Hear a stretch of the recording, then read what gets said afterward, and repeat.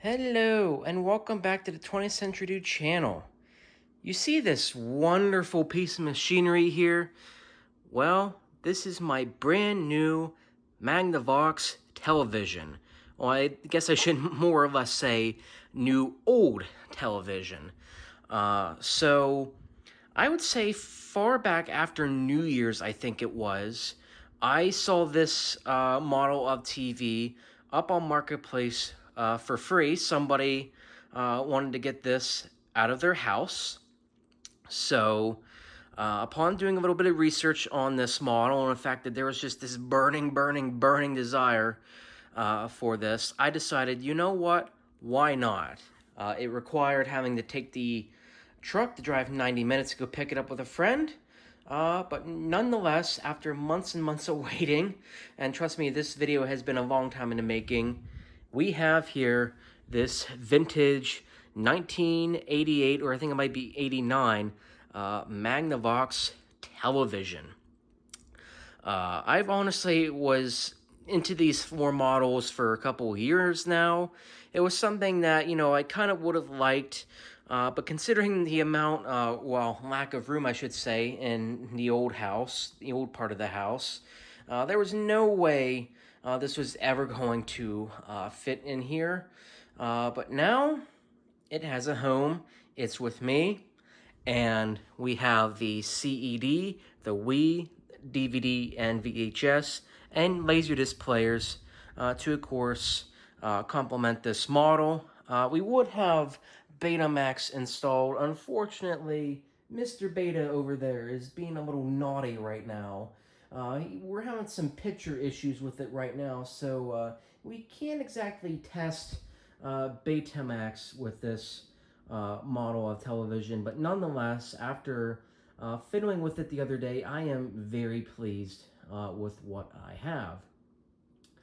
So of course, on the front here, we have the power, volume controls. You can change channels, not that it's going to matter because we don't have analog television anymore, nor are we going to hook the antenna back up again, so changing the channels is not going to matter. And of course, some display features. And here's the tube itself. I might need to clean off the screen just a tad. Other than that, it looks pretty good. And there's the two speakers. And everything sounds pretty good on the TV, honestly. Like Burkett Fleming's Zenith, and he did actually help hold on to this for the entire winter and spring. It's almost as equal in quality to his Zenith. His has a slightly brighter picture tube. Other than that, it's equal in sound and almost equal in picture quality. So we're gonna have a lot of good stuff with this TV. We also have here this remote, courtesy of Ryan Hopkins, longtime friend and supporter of this channel.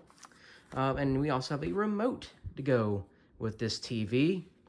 So we have this entire setup here. Let's see what it does. Let's start with the CED player since it's already hooked up to it.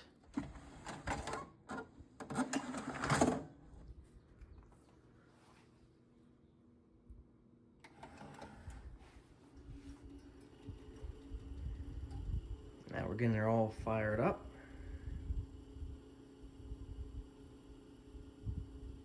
If this man survives, Keep you living a clean life. I'd say I'll do okay, you know. for a time. Need someone to help with the exercise and someone standing by with a towel or running errands, you know that. Hey, yo, Paul, who cared about me yesterday? I'm nobody, so I just think I'm going to train myself. So you're not exactly going to get the right resolution and picture quality on the TV as what I would hope on shooting this from the iPhone. Let's turn the volume down a little bit. I think Rocky's got a good chance. But it sounds pretty good and it comes through exactly as it's supposed to. Of course, this CED disc might also be a little worn out, so that might be why it doesn't maybe look as kind as what it could. There's definitely a lot of disc scratches and dirt.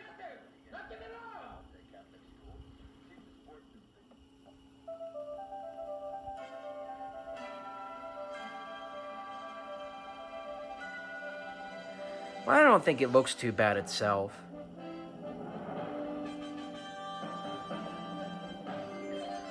No, it's still gonna have a little bit of disc dirt on it, as you would typically expect with a CED.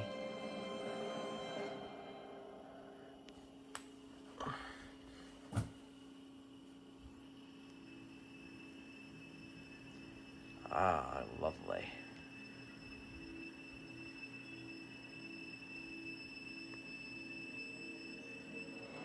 I probably shouldn't play this for too terribly long, because I know I'm gonna get hit with the copyright strikes.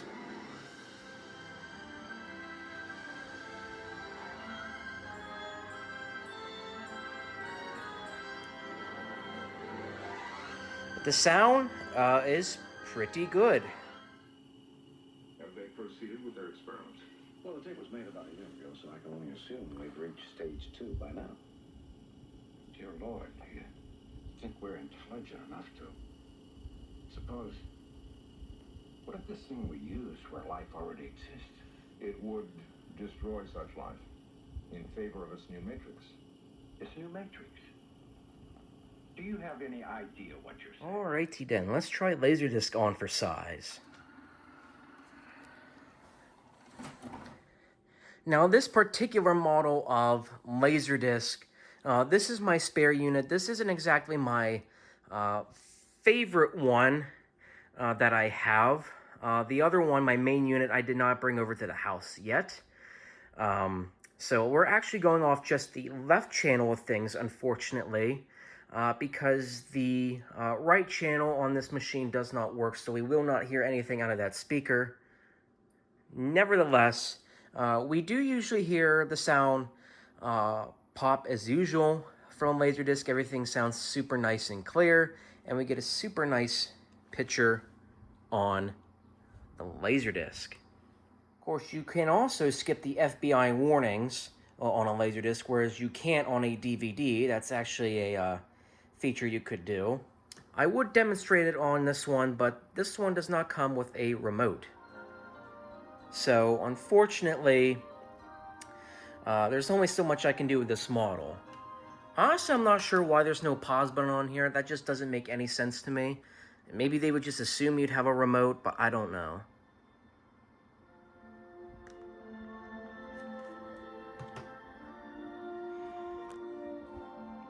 Again, I'm not going to play too much. In fact, I actually might try to talk over the music as much as I possibly can, because Disney especially is going to go after me for including this in a video.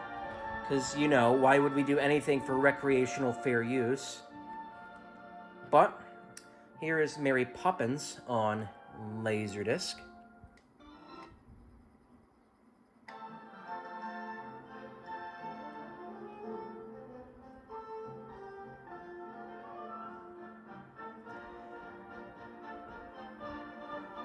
As far as the display features, I've not really messed with anything on here. Though, to be fair, I am pretty satisfied with what I have on this TV, so I'm not going to bother messing around with the display features. It does do a little bit of a cutoff around the edge. I'm sure some of you who grew up with one of these floor model TVs probably know that already, probably grew up with watching movies that way. So no big deal there. Of course, many children back in the day would be as close as possible to the TV to watch their Saturday morning cartoons. Shame I didn't really grow up with any great cartoons. Otherwise, my childhood would probably look a little bit different. As for the movie itself, I've actually not watched Mary Poppins in a super long time. I've probably not watched it since I was, like, very young. So, I guess a rewatch is in order. You know what's next? VHS and DVD. Our movie of choice is going to be Space Camp, if you remember that movie from the 1980s. We're also going off the ABC Family Video version of things. That's actually the version of the film I remember seeing, although I don't remember anything in Space Camp being too terribly inappropriate at all, unless I misremembered something.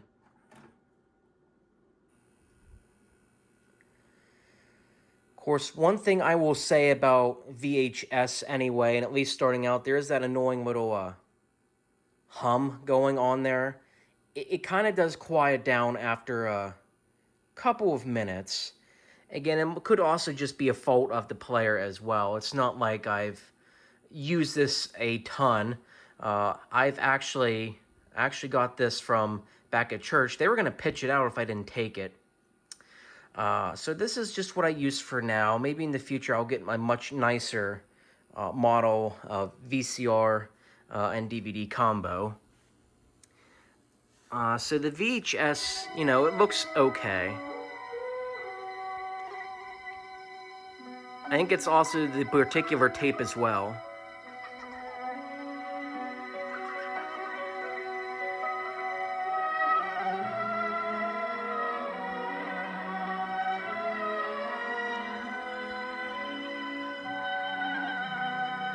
Oh, I don't remember it sounding this bad at all. Yikes.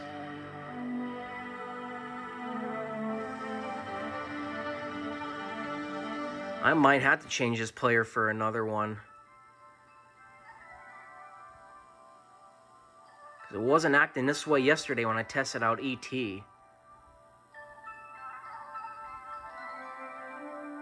But yeah, that's VHS. Maybe not the demonstration I wanted to give you, but yeah, that's what it looks like on here. For the DVD, we are going to use Alfred Hitchcock's Shadow of a Doubt. We'll watch a black and white movie on here, or at least play around with some bonus features. This particular model of MAGNAVOX combo players, I might add, it's a pretty light machine. They have been known, some of them, to be pretty cheap. So chances are maybe that just means I have to get another one at some point. I don't know, but they haven't exactly been known to play the kindest a lot of the time. So now we got our DVD menu loaded up.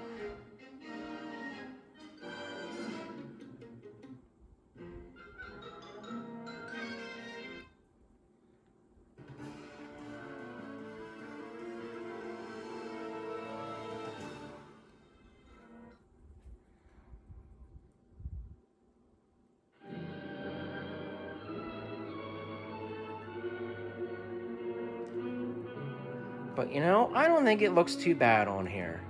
Looks pretty good to me. Of course, last but not least, we will play a little game on the Wii. Just a short game to finish out our video.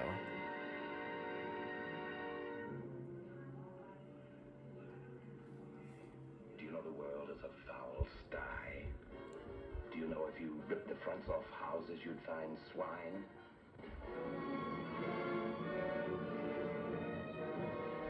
I don't want you to touch my mother. So go away, I'm warning you. Go away or I'll... The DVD picture quality, of course, looks the best out of all of them, which should be pretty obvious, I would think, considering the ages of these pieces of technology. I mean, we are going from CD, VHS, LaserDisc, DVD, of course, beta if it was included, if it behaved itself. So DVD, and I would also say the Wii, are going to look the best on here. A side note, a little funny story actually. We went and had a movie night last year with Burkett, where we watched Spaceballs, and we actually started out on his Zenith. Started out on Blu-ray, but unfortunately his player quit like 2/3 of the way through, so we had to finish it out on a VHS. It was an interesting way of finishing out the film, we'll just say that. I will say this TV does kind of give off a little bit of an antique smell in the back, but it's not like we're spending our time in the back of the TV. We're spending it here, so I think we should be fine. Yay! Let's play a little bit of Wii Sports, shall we?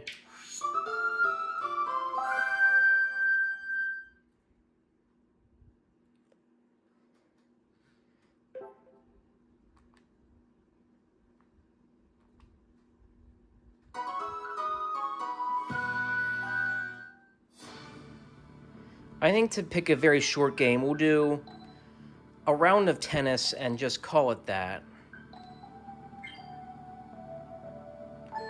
Not only that, but by the time I'm recording this video, actually, I do have to leave for work literally in the next minute or two.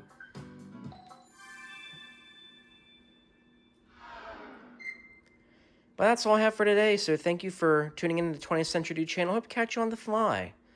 See you, God bless you all, and enjoy the rest of this video.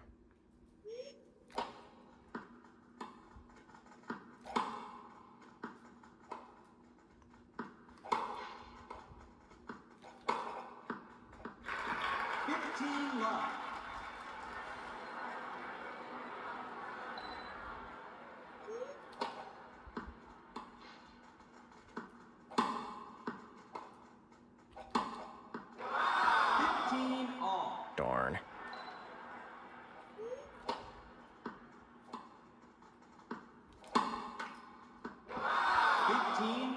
Oh, I'm not doing hot. Come on, man.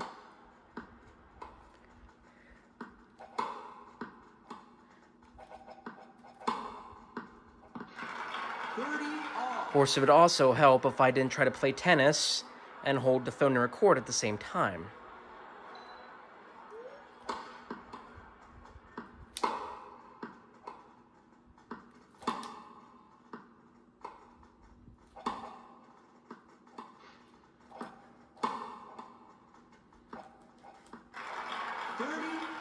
Uh-oh. Match point.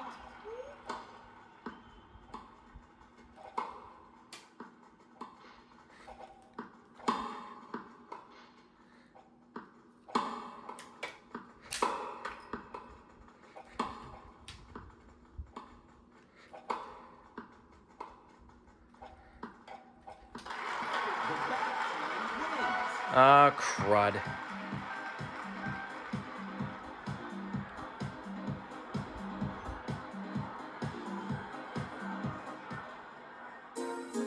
Oh, not a great way to end a video.